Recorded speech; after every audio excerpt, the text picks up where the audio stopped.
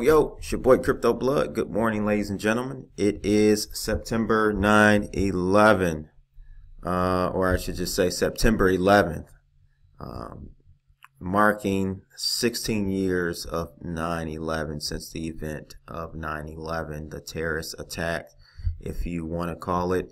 Many of you may be truthers out there, and I would consider myself a truther. Definitely feel like there was some ill intent,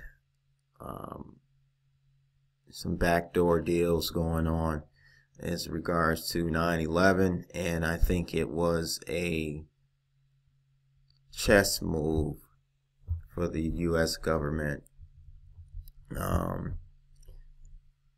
And what I mean by that is it set up a way for them to control us and the world even more. I think it was that chess move to allow the Patriot Act, allow, just all sorts of things, TSA, just really clamp down, and they used, under the guise of 9/11, they used that as leverage to take more control of our freedom, or take away our freedom, I should say.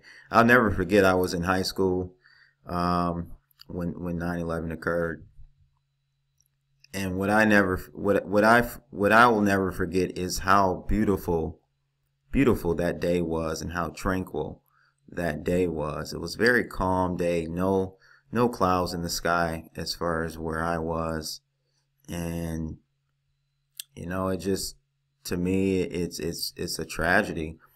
Of course, because of the lives that were lost on that day, but more so, I don't want to say more so, but in addition to that, it's tragic because of the lives that were first changed and affected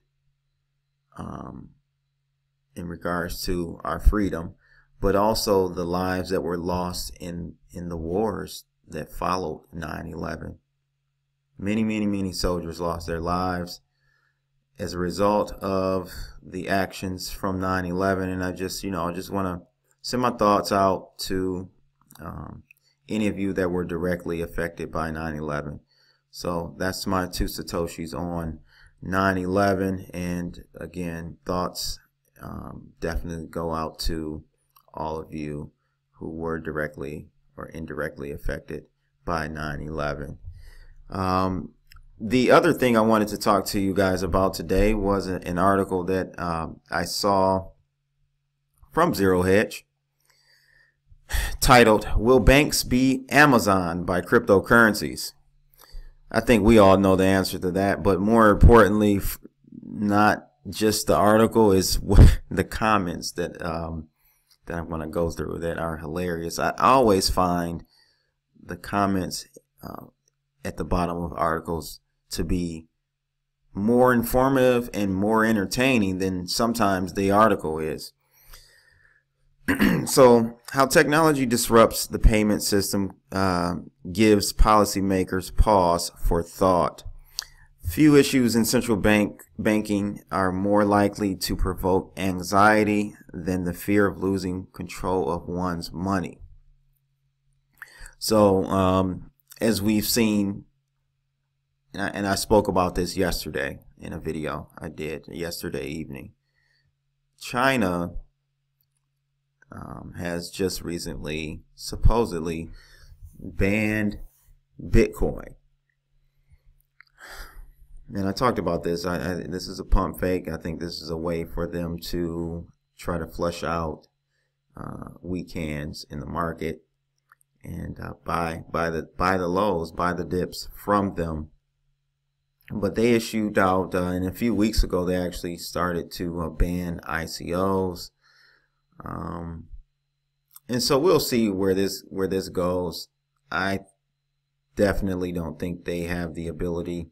No central government has the ability to stop a decentralized technology as Bitcoin, any of the cryptocurrencies, any of the tokens. What would happen possibly if they did change their stance on cryptocurrencies? You may see a nice spike down, but what would happen? People would still use it. You can't really control unless you're shutting down the internet, which would be counterproductive, counterintuitive for any economic, any sovereign economy, any country's economy. So that would never happen. So the use of cryptocurrencies as their own private currency cannot be stopped. It's just impossible. So I don't think they're going to, in general, try to squeeze down on regulation, just because that would only, really, it would only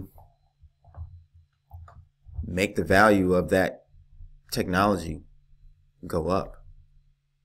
It would be wanted more. It would be the demand for cryptocurrencies would only go up because people wouldn't be able to traditionally obtain them through exchanges regulated by central banks or I should say governments. At any rate, this article goes on to talk about behind the scenes, there's a growing uneasiness about the disruptive technology, about how disruptive technology may be to the banking and payments system.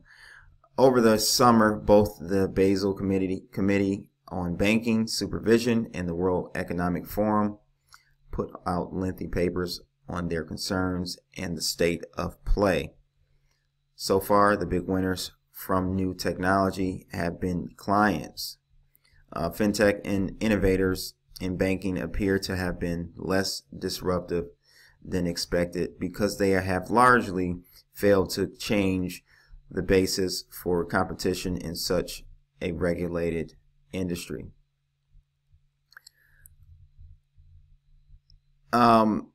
There are three broad concerns that this article talks about the banking system having in regards to cryptocurrencies. First, will the banks, which they have spent so much time trying to make safe, be weakened by the new entrants?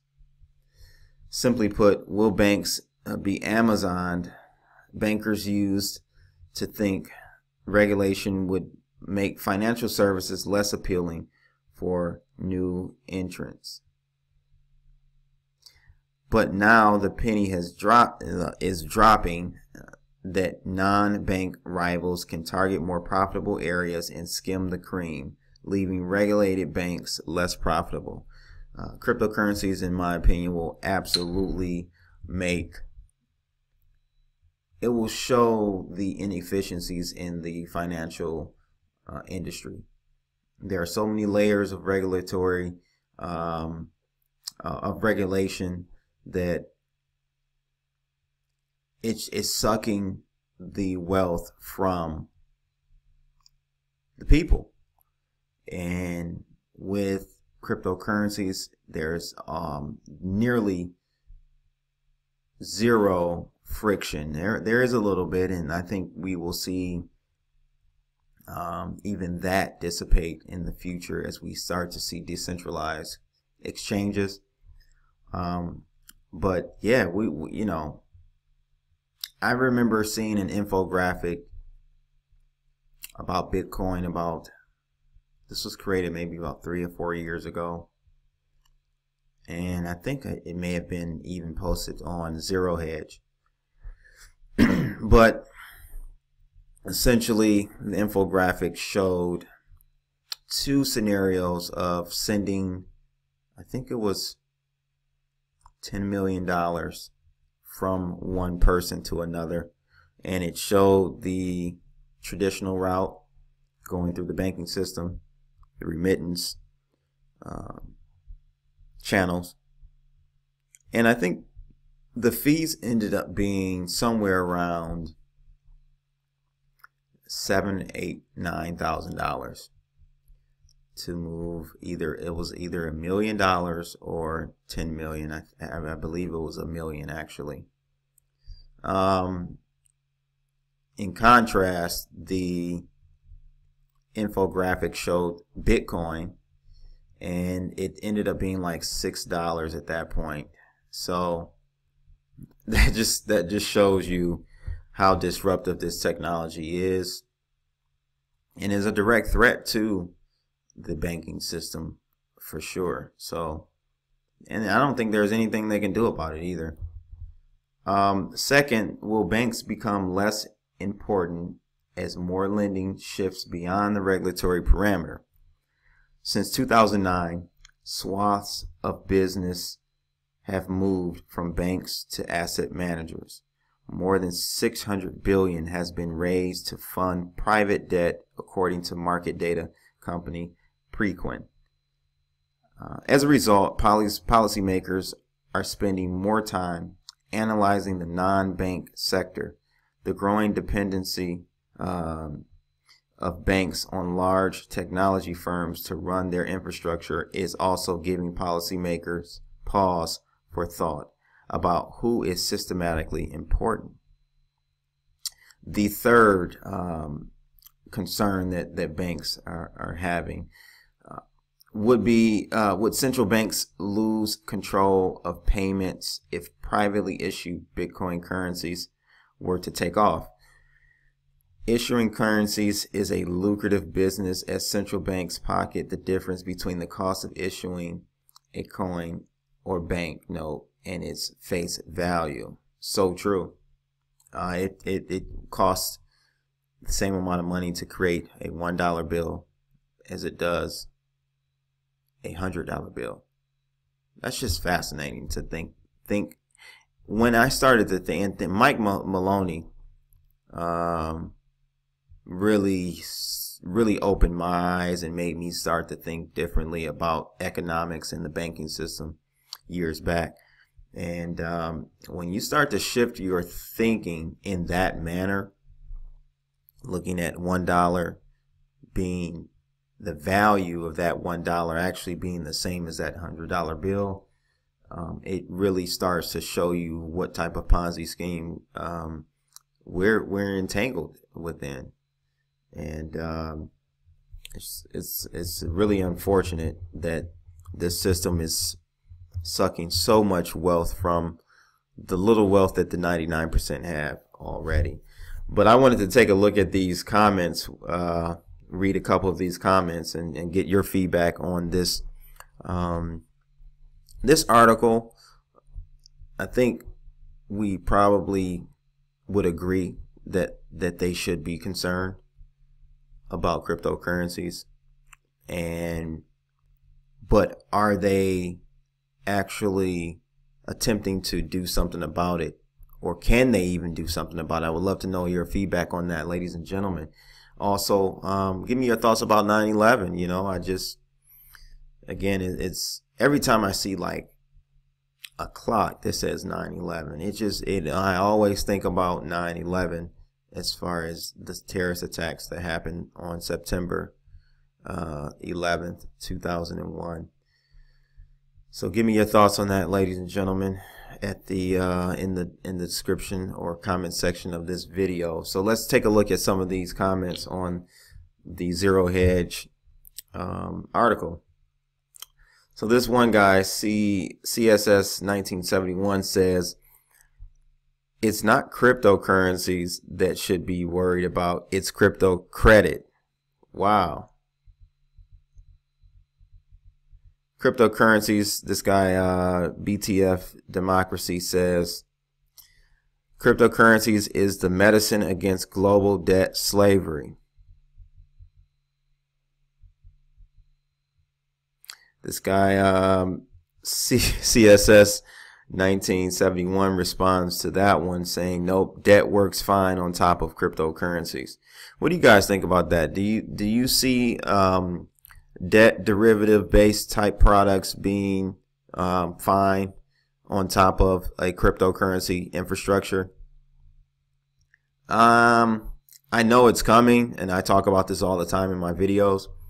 I know that this is coming. I'm just not sure once that ball gets going, would we as a decentralized community be able to control Bitcoin still, or not just Bitcoin, but cryptocurrencies in general. I feel like that the snowball effect would get out of control, and that we may find ourselves right back in the hands of a few people controlling the prices and supply of most of the market. Let's take a look at two more comments here. Precious metal. This guy says precious metals are already controlled whether you have it in your basement or not. I have diversified well into both. You should too. It's a good comment. I like that. And let's take a look at one more here. This guy says, will banks be Amazon by cryptocurrencies?